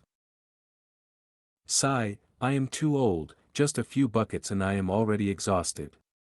After a while, the old man stood by the well, wiping the sweat off his forehead and sighing deeply. The young girl turned her head back, smiling like flowers, saying, "Father, you finally realized it. You're already so old, yet you want to act tough all the time. How many times have I told you, let second brother do the hunting, you should be resting at home enjoying your life at this age." He, the old man laughed, nodding, "Relying on your second brother's abilities, he can roam this mountain easily. With his archery skills, it even surpasses me in my youth. But I still cannot feel at ease, his heart is too wild, and with just martial arts skills he wants to soar." Sigh, young men love to imagine freely, they all have this problem. "Father." The young girl dragged her words. The old man laughed even more heartily now, his tone carrying a mischievous hint. "Oh yeah, there's still you. You're not young anymore, it's time to get married. I have found a good partner for you, and with your good looks, there's no problems with finding a good family." The girl's face grew red like a tomato. Immediately she felt too embarrassed until she was lost for words. The old man looked at the sky, imagining the great future as he sighed. "Once your second brother suffers some setbacks and curbs his nature, I will retire and never go into the mountains. Next I will find you a good family and watch you marry and have children, preferably a chubby boy. Heh, your father wants to take care of his grandson, that's all I want. A person's life is not easy, and as a hunter, how many can have a good ending? Sigh, all my partners and comrades from back then are already gone, I am all that's left." "Father, you are wrong." The young girl consoled. "What do you mean there's only you left? You still have us." He. The old man was laughing and was about to reply, but he suddenly heard a sound and turned his head. The little entrance of the bamboo fence was broken from the outside by someone. "You are old man Wang." Fang Yuan's cold expression with his eerie eyes, stepped forward with a lump of moonlight in his right arm. The old man was shocked as he looked at the moonlight on Fang Yuan's hand, rapidly kneeling. "This old man pays his respects to Lord Gu Master." "Old man Wang, your son dared to offend me, I have executed him. Bring his corpse forward." Fang Yuan stood proudly, staring at the kneeling old man as he brought out the main topic. His words had just finished, and two young hunters carried Wang Er's corpse in. Seeing this corpse, old man Wang's body shook. "Second brother."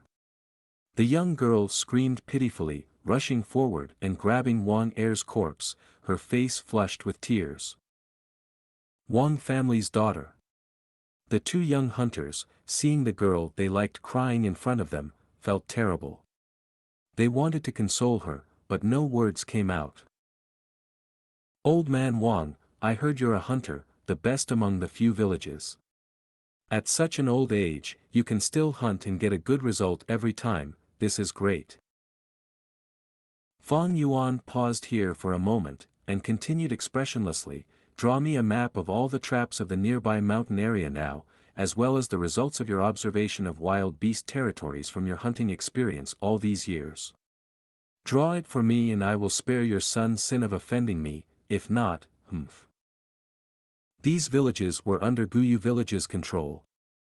The villagers were all farmer slaves of the Guyu clan. With Wang Er's offense for offending his master, according to the clan rules, their entire family would be implicated. Old man Wang's body shook again, almost falling to the ground. An impact like this was too sudden and great to him. Murderer, you are the murderer that harmed my brother. You treat human lives like livestock, and you dare to confront us. I will exact revenge for my brother. The young girl screamed, her voice full of hatred and anger towards Fang Yuan, and she rushed towards Fang Yuan. But she was only halfway there when she got stopped by someone. It was not the two young hunters, but her father. Disgraceful wretch! Old man Wang screamed as he gave the young girl a tight slap, sending her to the ground. Your second brother is dead, do you want to die too? Do you want this old father of yours to be old and alone forever? The old man cried profusely saying this, his body trembling furiously. Father! The young girl was awakened by this, and her tears poured out.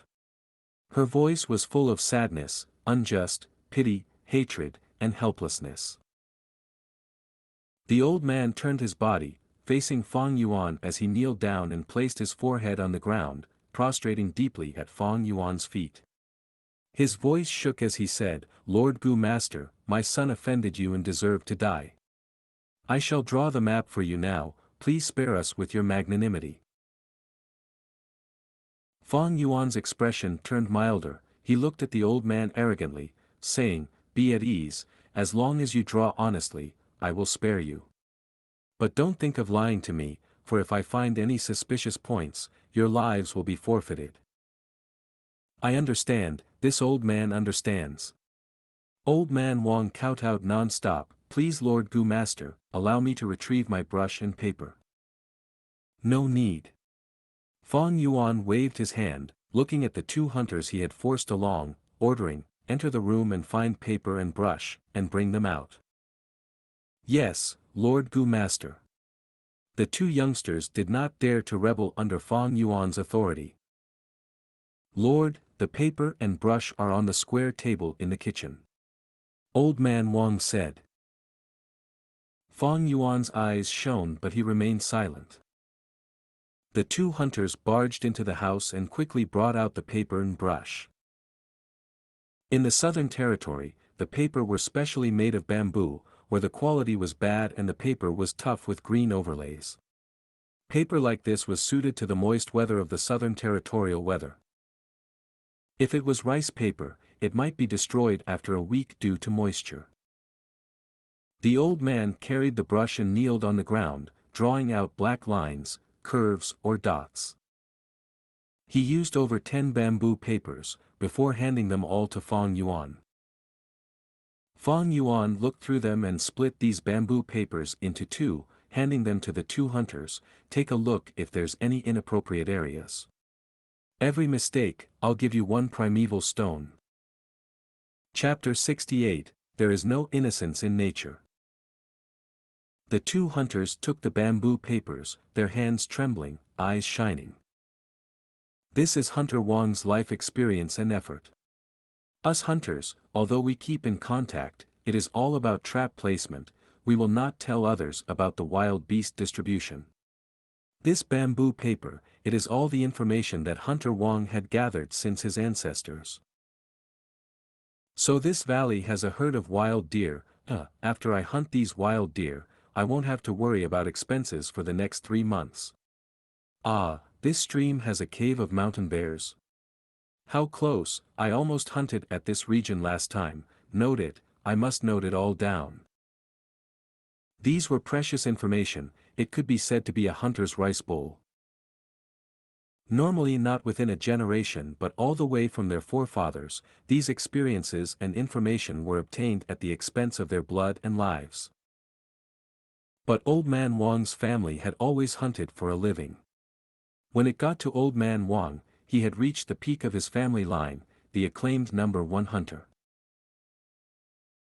Information in the hands of such a person is the most useful and truthful. The two young hunters checked for nearly 15 minutes, glossing through the map multiple times. Only after Fang Yuan rushed them did they finally hand over the bamboo paper reluctantly. During this period, Old Man Wang was kneeling on the ground, his forehead touching the ground as he expressed his respect. The young girl was lying on the ground, as if she had gone lifeless. "There is no problem, Lord. The trap areas in these bamboo papers are all accurate." The two answered. "Lord Gu Master, this concerns me and my daughter's life, I would definitely not lie to you." The old man on the ground shouted as he continued to kowtow. Not bad." Fang Yuan waved the stack of bamboo paper, yet suddenly his words changed, "But, I don't believe it." Old Man Wang jolted, raising his head, but only saw an eerie blue moonblade enlarging within the reflection of his iris. Pew! A skull flew into the air, fresh blood spewing all over. Arg! Lord, this! The two young hunters were taken by surprise. Shock and disbelief showed on their faces. "Father!" The young girl cried out profusely as she leapt towards Old Man Wang's headless corpse, but midway, Moonblade flew towards her face. Splat! She fell onto the ground, lifeless. Her beautiful face, from her forehead to her chin, slowly showed a thin red line. The line became thicker as fresh red blood oozed out, flowing down along half of her nose and half of her lips. They flowed onto the black soil, dyeing half of her face bright red. The other half of her face, though, was still as beautiful, the skin fair and rosy. Under the bright blue sky, it seemed even more lustrous, like a work of art. "At least she looks decent." Fang Yuan looked at the dead girl blandly, nodding satisfactorily. Using rank 1 middle stage primeval essence, the Moonblade could slice Gu. Now that he was using upper stage primeval essence, it could break bones and even cut steel. Wang family's daughter. A young hunter fell onto the ground in despair after seeing her demise with his own eyes. "Lord Gu Master, spare us." The other hunter, feeling Fang Yuan's phase, nearly died of shock as he plopped on the ground. "Get up, go inside and search." Fang Yuan ordered. "I know that a hunter's family always keeps a beast skin map. On top of it is the terrain, trap locations and the beast territories. Find it for me, and I'll let you keep your lives." "Yes, yes, yes, we will search immediately. Give us some time, Lord Gu Master." The two frantically got up and ran into the wooden house. Sounds of wardrobes overturning and falling could be heard from the wooden house. But a moment later, even though the hunters ransacked the house, there was no beast skin map to be found. "Lord, please give me some time, we will find it right now."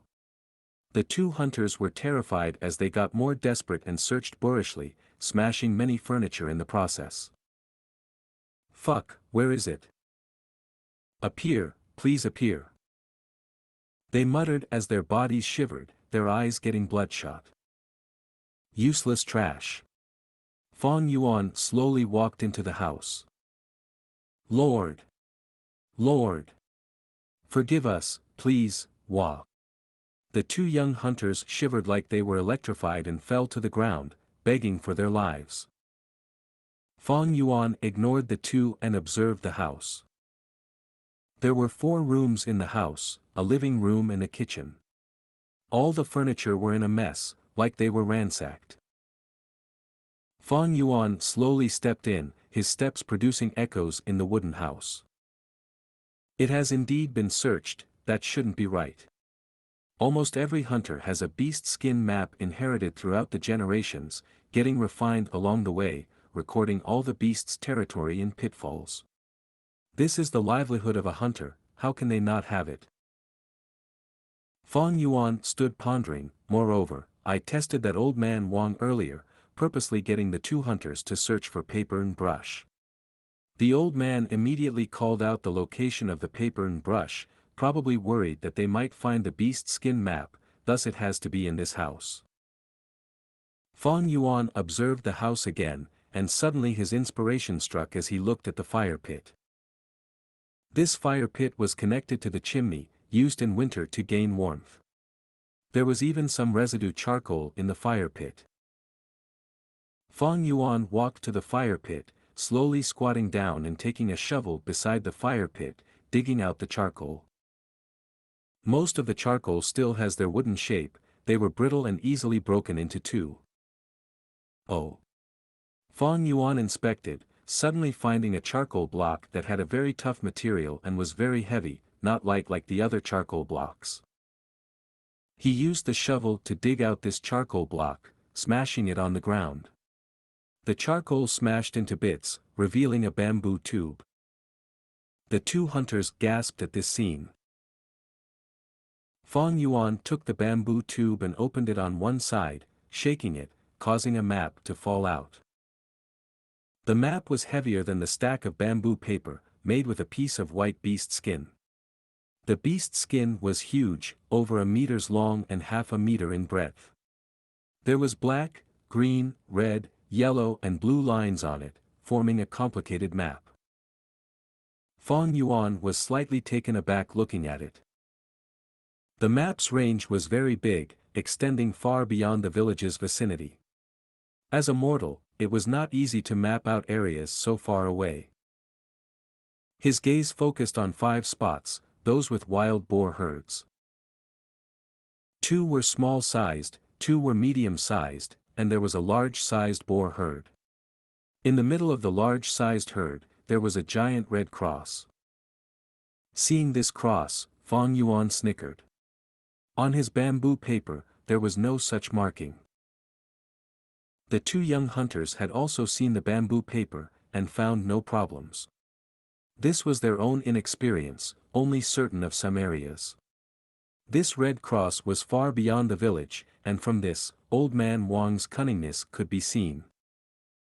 This was why Fang Yuan killed them. To hunt for wild boars, he needed such a beast skin map. But he was not convinced by a map drawn by others. Only getting a real map like this, could it be dependable? Fang Yuan had heard of all sorts of remarks in his past life. Just a word, scram, was not enough reason for him to kill Wang Er. When hearing the 4 hunters' conversation beside the boar trap, Fang Yuan had already planned his murder. Killing Wang Er reduced his opposition, and gave him reason to obtain the map. Why wouldn't he kill him? Fang Yuan would not kill for the sake of killing is only a method. Using this method, if it can solve the problem, then why not? The old man definitely had to die, even if he can endure the murder of his son, Fang Yuan would not be at ease. Otherwise, it would be a case of, when cutting down weeds, you must get at the roots. Otherwise, the weeds will return with the spring breeze. What, you said killing the innocent? Hee, no matter which world, as long as one lives in this world, they would be intertwined in karma. How can anyone be innocent? Humans slaughter pigs, aren't the pigs innocent? Big fish eat small fish, and small fish eat shrimps. In nature there is only the food chain, there is no innocence. In this world, anybody can live, anybody can die, but nobody is innocent. Chapter 69, Life is as cheap as grass. The beast skin map was very thick, it was unlike paper that could be folded and carried around easily. Fang Yuan could only roll the beast skin up and put it back into the bamboo tube, where he then tied up both ends of the bamboo tube with hemp rope, and carried it on his back. The two hunters stared firmly at the bamboo case, their eyes unavoidably showing signs of greed. They were not idiots after all, they knew the value of the map.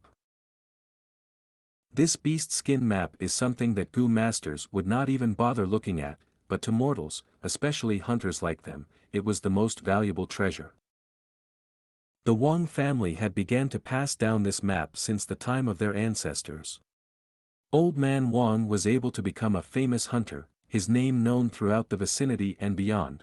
The map had much contribution to this. It was truly an authentic family heirloom. I'm going to ask you, in Old Man Wang's household, is there anyone else?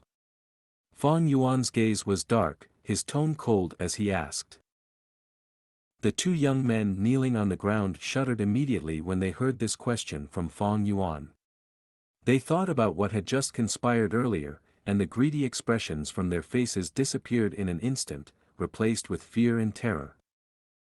There is no one else, the entire family is dead, Lord Gu Master. Hunter Wang originally had a wife, but that was decades ago, and she was killed by wild wolves that intruded the village. Before his wife died she gave birth to 2 sons and a daughter. But the oldest son Wang that died on the mountain while hunting 3 years ago. There is no one else in the Wang family. This was the immediate reply from the 2 young hunters. Is that so? Fang Yuan narrowed his 2 eyes and he looked at the 2 men kneeling before him, knowing that they were telling the truth. When one's life and death was in the hands of others, the probability of lying was very small. But he asked anyway, did you lie to me? We would not dare to lie even the slightest, Lord. I thought of something. Old Man Wang actually also has a daughter-in-law, Wang Da's old wife. But after Wang Da disappeared, his wife died due to a broken heart. That year, the village even specially sent down a chastity memorial arch. But rumor has it that Wang Da's wife wanted to remarry, and she was actually hounded to death by Old Man Wang. When you killed Old Man Wang, Lord, you are helping us citizens, rooting out the evil and bringing people peace. The other hunter quickly added, that's right, that's right. Actually Lord, we have long found this old Wang unfavorable. Humph, he's nothing special, just that he can hunt better than us. We're all just mortals, yet he thinks he's more special than us and purposely moved out of the village to live here. As the younger generation, we sometimes will ask him to teach us and impart his experiences, but he would just outright chase us away and never allow us to show up again near the wooden house. Fang Yuan listened quietly while nodding. Although these 2 started belittling Old Man Wang in an attempt to keep their lives, he did not sense any resentment from these 2 men's mouths. Fang Yuan guessed inwardly that these 2 men asking to consult for hunting matters should be fake. He surmised that they were just over to covet for the Wang family's daughter and her good looks. Yet in the end they were found out by Old Man Wang and disciplined a few times harshly. Weeding out the wicked and let the law-abiding citizens live in peace. Enough of such bootlicking, this time I killed them because my motive was just for this beast skin map. Well, both of you have showed a satisfying behavior, you can both go now. Fang Yuan's tone softened, but at the same time the right hand behind his back shone with gloomy moonlight. The 2 young men kneeling on the ground felt surprise and joy once they heard this. Thank you so much for your mercy, Lord. Lord, your generosity and indulgence, we shall remember in heart forever. They kowtowed on the ground, their mucus and tears overflowing, sounds of dull knocking could be heard.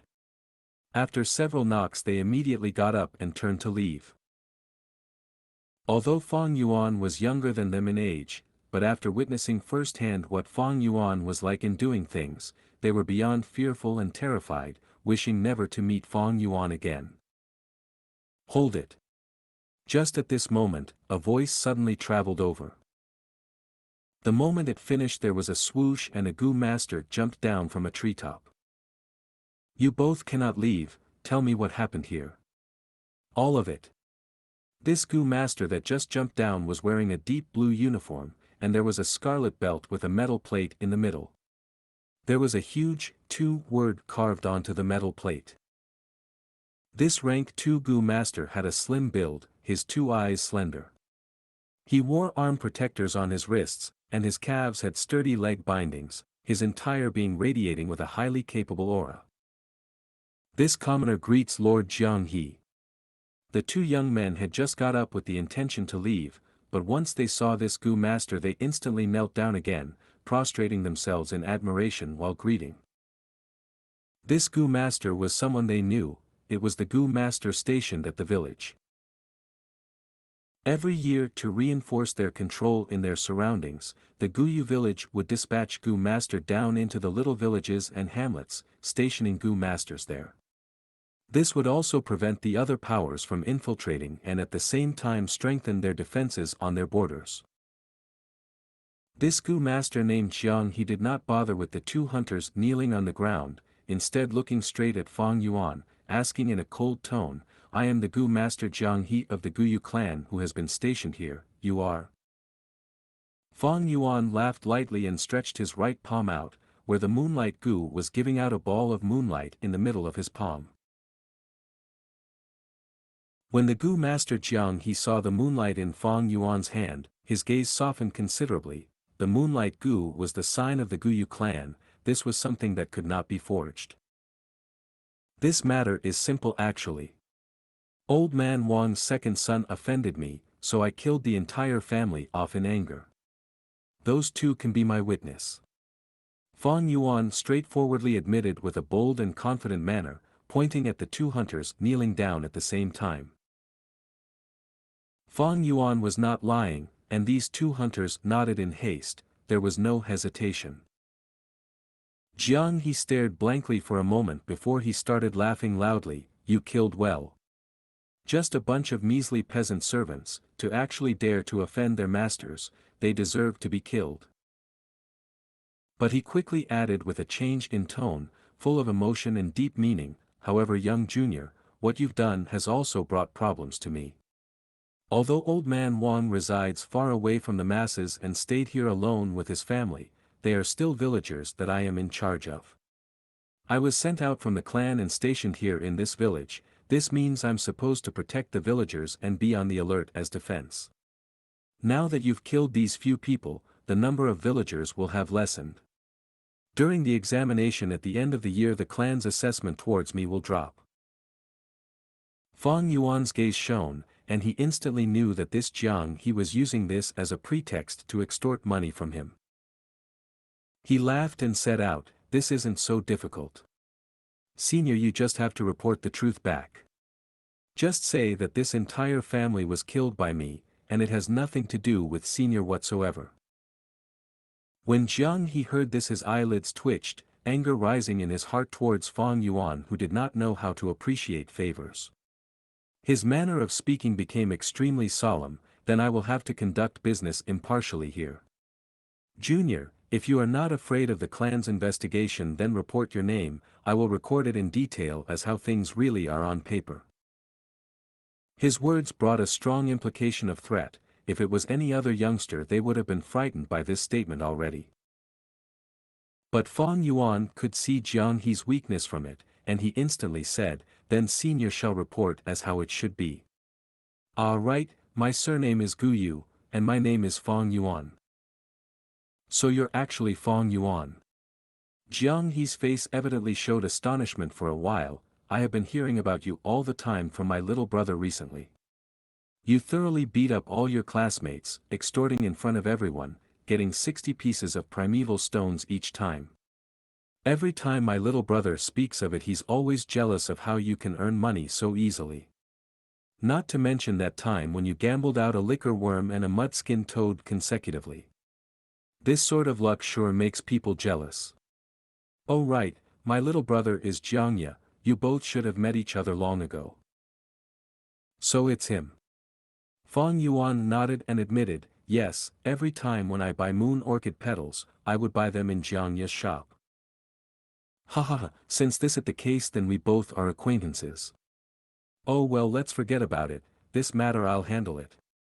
When he said this, he clapped his chest with his hands, putting out the appearance of one with the spirit of loyalty and self-sacrifice.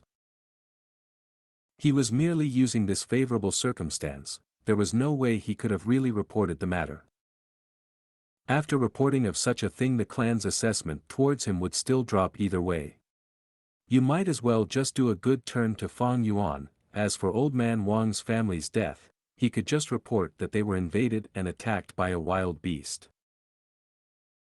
It's old man Wang's fault for his unconventional ways of insisting to move out of the village, building a wooden house far away from the population. He was not afraid of the matter being disclosed, there was just a few mortal peasants around. Their lives were cheap as grass, who cares if they died? Even if the clan found out about the cover-up they would hardly care about such a small matter. But Junior, you have yet to graduate from the academy and do not have the Gu master uniform like I am wearing now. If that Wang heir saw this outfit he'd know about your status as Gu master and wouldn't offend you. Junior, you are a smart person, don't you think so? Hee, said Xianxia again. Fang Yuan's eyes flashed. Xianxia's words had implicit meaning, and was actually warning himself, do not run out of the academy and wander around for no reason, and you better not come to the area under my jurisdiction here after today to cause trouble and kill people again. In that case, thank you very much for your advice, senior. Fang Yuan cupped his fists in greeting, bidding farewell to Xianxia, immediately taking his leave from here. Chapter 70, Using the White Boar Gu. In the black of the night, the moon is shaped like a silver plate, hanging high in the sky spewing its watery moonlight down. The dense woods lightly unfold their dense green leaves and branches in the summer wind. The waterfalls crash down as they flow, but the sounds are unable to cover the noises of the sandalwood crickets chirping about. Fang Yuan stepped onto the green grass, quietly approaching a mountain boar. This mountain boar had its head buried, puffing and snorting as it digged the emerald earth with its snout, rummaging among the soil and grass to look for worms. The wild boar was an omnivorous animal. It not only ate worms, but also stole bird eggs and was adept at hunting wild rabbits, mice, even venomous creatures such as snakes and scorpions. Fang Yuan crept slowly from behind the boar. Under the bright moonlight, the grayish-black fur coat of the wild pig could be seen clearly. Its body was strong and firm, the forelimbs short and rough. On its back was a long and stiff mane, while atop its ears were sparse fur that was erect like needles. With all four limbs on the ground, each foot had 4 toes but only the 2 middle ones were digging against the soil. Its tail was thin and short, sometimes flinging about, chasing away the mosquitoes flying around. Suddenly it stopped digging for its meal, rearing its head up. At the same time the boar's sharp little upright ears quickly trembled a few times. Although Fang Yuan had managed to stop his tracks in time, this mountain boar still found him. It immediately turned around and groaned out with warning sounds. Fang Yuan was not surprised by this. A wild animal was not like a domestic one, they were all very alert. Especially the wild boar, they had acute smell and could find bird nests that were often hidden very well. Even if this mountain boar did not hear any noises, when Fang Yuan neared around 100 meters away from it, it would be able to smell his body odor and will still be able to sense Fang Yuan's presence. Although Fang Yuan had 5 Gu worms on him at the moment, the spring-autumn cicada, liquor worm, Moonlight Gu, Little Light Gu and the White Boar Gu, these Gu were all not able to match each other, and were incompatible. If Fang Yuan had a smell-lock Gu that could cover up his body odor, and another quiet steps Gu that concealed the noise of one's footsteps, he could completely and silently reach up to a distance of 10 steps away from the mountain pig. However, if he had these 2 Gu, then Fang Yuan would have been keeping 7 Gu worms. This would cause his primeval essence usage to be too great and he would have difficulty supporting them. Gu masters in general can only feed 4 to 5 Gu worms of the same rank. Thus Gu masters usually do not move alone, but instead form small groups of 5, or at the very least with 3. Among the groups, there would be someone specially in charge of detection, one responsible for advancement, one bearing the offense role, another responsible for medical treatment and someone in charge of resisting and holding back hostiles. Fang Yuan continued without stop, getting closer to the wild boar. The wild boar screeched lowly, the white fur on its neck standing, the symbol of its agitation. Finally, when Fang Yuan was near enough, closer than the wild boar's acceptable range, the wild boar's hoofs dug the ground 3 times before spreading its muscular 4 limbs, lowered its head and dashed towards Fang Yuan. Its upper jaw was withdrawn, its lower jaw turning upwards, forming 2 white tusks. Under the moonlight, the tusks shone with light as it stabbed towards Fang Yuan. Fang Yuan had no defensive type of Gu worm, and if he was pierced by the tusk, his stomach would be penetrated, his intestines would be punctured and he would be heavily injured if not dead. Moonlight Gu. Fang Yuan's face was calm as he thought in his mind, causing the moonlight Gu in his palm to absorb his primeval essence and emit an eerie moonlight glow, interweaving with the moonlight from the night sky. The wild boar charged towards Fang Yuan as his right palm swiped across the air. With a swoosh, the moonblade flew out and hit the wild boar in the face, causing blood to splatter all over. The wild boar cried out loudly, turning its anger into fuel as its charge became even faster, and in the blink of an eye, it reached a few steps before Fang Yuan. Fang Yuan nimbly jumped to the side, rolling and breaking his fall. The wild boar charged right past Fang Yuan, and with a boom, crashed into a tree behind him. The tiny tree was only as thick as a human arm. After getting knocked by the wild boar, it received devastating damage as the tree trunk tore open and split into 2. Fang Yuan stood up, quickly getting close to the wild boar while a moonblade shot out from his right hand at the same time. The eerily blue moonblade drew a straight line across the air as it landed on the wild boar. The wild boar's black fur had several thin cuts on it. The injury was very deep and bright red blood oozed out from it.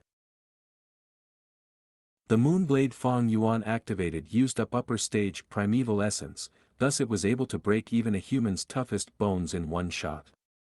But on the boar, it could only cause such superficial injury, and not damage the bones. A small wild boar like this was so strong, this showed how cruel the living environment was in this world. The wild boar growled, and charged towards Fang Yuan again.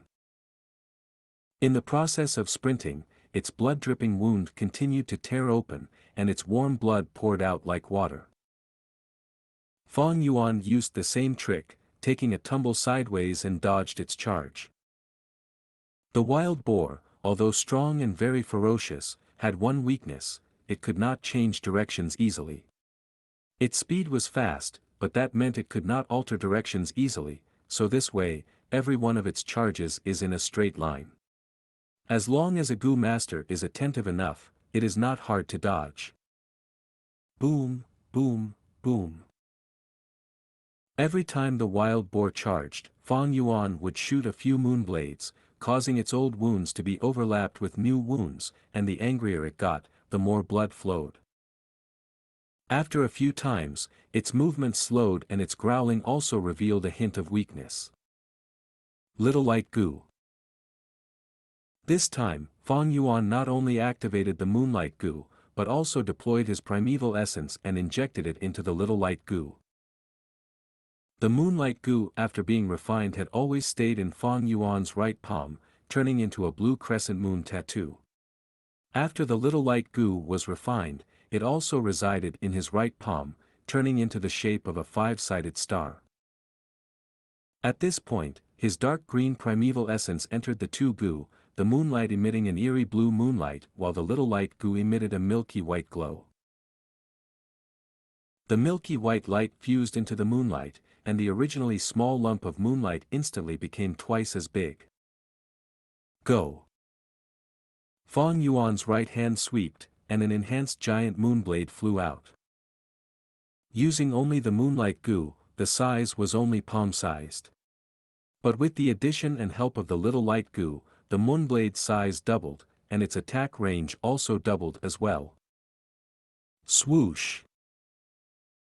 The moonblade hit the wild boar on the neck, creeping into its black-gray fur. It emerged from the other end and flew for about 3 to 4 meters before dissipating in the air. Glup glup. The wild boar stood on the spot, frozen for a moment, then blood oozed out from its injuries like a fountain. It abruptly collapsed, half of its head cut off, washed away by the pouring blood, and only a small piece of flesh kept it together with its body. A thick smell of blood gushed out into his nose. Fang Yuan did not dare to hesitate, pointing a finger at the wild boar, and the white boar Gu which was residing in his aperture instantly turned into a milky white light and entered the wild boar's body. Fang Yuan stood on the spot, nervously staying alert of the surroundings. Although the beast's skin map said that the area was relatively safe, there were always accidents in nature. What if beasts were attracted by the smell of the blood? After a while, the white boar Gu flew back safe and sound. The entire boar had shrunk in half, only leaving behind its black-gray fur and the intestines under its skin. As for the meat, most of it was eaten by the white boar Gu. But the strange thing was, although the white boar Gu ate pork nearly 1,000 times its size, it did not change physically. There was not even a drip of blood on it, as it maintained that milky white worm appearance. After this meal, I'll come 5 days later to hunt boars. Fang Yuan kept the white boar Gu, but did not leave immediately. Instead, he took out his knife and extracted the 2 tusks of the boar. The wild boar's body had a few things of value. The first was pork, the second was fur, and the third was its teeth. But now the wild boar meat was mostly eaten by the white boar Gu. Its skin was full of holes due to the moonblades being meaningless even if retrieved. Only this pair of tusks had some value. It could be used as food for certain Gu worms which ate teeth as food, or used as a catalyst for some Gu worms' advancement. Fang Yuan hid the teeth in the rock crack's secret cave before returning to the hostel. He did not sleep immediately, but sat on his bed and started to cultivate. Within the aperture, the primeval sea acted like waves, rising and falling. Fang Yuan was now a middle-stage Gu master, so after using the liquor worm refinement, he had upper-stage primeval essence. Thus, while the people his age had middle-stage pale green primeval essence, Fang Yuan's primeval essence was dark green. Now that he killed a boar, there was only 23% of his primeval essence in his aperture. A rank 1 Gu master was not that strong in battle. Or rather, nature's environment was too harsh. Even if the moonblade could break bones, to kill a normal wild boar, Fang Yuan had to use 20% of his upper stage primeval essence. White boar Gu. His eyes were shut tight, his spirit immersed into his aperture. In the aperture, a gush of dark green primeval essence rushed up against the flow, injecting into the white boar Gu. The white boar Gu immediately emitted a bright white light, and the light enveloped Fang Yuan's body.